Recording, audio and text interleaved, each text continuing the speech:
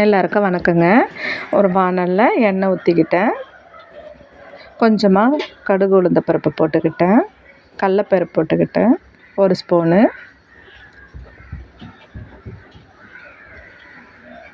2 பச்சை மிளகாய் போட்டுக்கிட்டேன். நான் 2 பேருக்கு செய்யறதுனால திட்டமாக தேவையான அளவு வெங்காயம் போட்டுக்கிட்டேன்.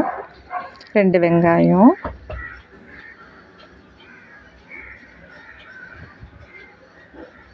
உப்பு தேவையான அளவு போட்டுக்கிட்டேங்க. பொன்னிறமாக வர வரைக்கும் வதக்கிட்டு இருக்கேன்.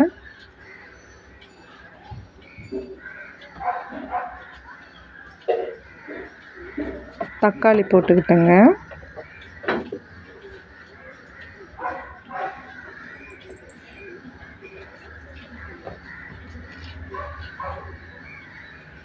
நல்லா வதங்கினோடனையும்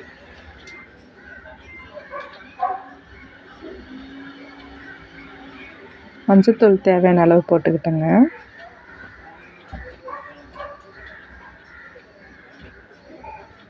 நான் மிளகாத்தூள் 1/2 ஸ்பூன் போட்டுக்கிட்டேங்க. இது தேவைக்கு தான், தேவையில்லைன்னா வேண்டாம். உருளைக்கிழங்கு மசிச்சு வச்சுக்கிட்டேங்க. அதை எடுத்து வாணலில் போட்டுக்கிட்டேன்.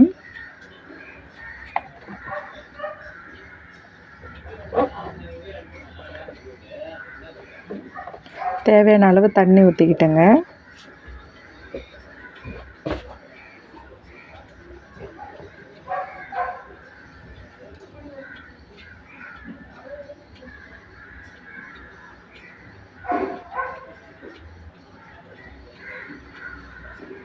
நான் என்னோடய ஸ்டைலில் பண்ணுறேன். நீங்கள் எப்படின்னு சொல்லுங்கள் கமெண்ட்டில்.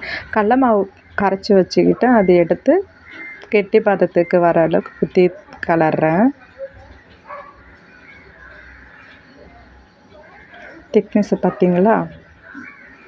ஷேர் பண்ணுங்கள், கமெண்ட் பண்ணுங்கள், லைக் பண்ணுங்கள், மறக்காமல் சப்ஸ்கிரைப் பண்ணுங்கள். நான் ரெடிமேட் சப்பாத்தி வாங்கிட்டு வந்தேங்க. அது தோசைக்கல்லில் போட்டு சூடு பண்ணிக்கிட்டேன்.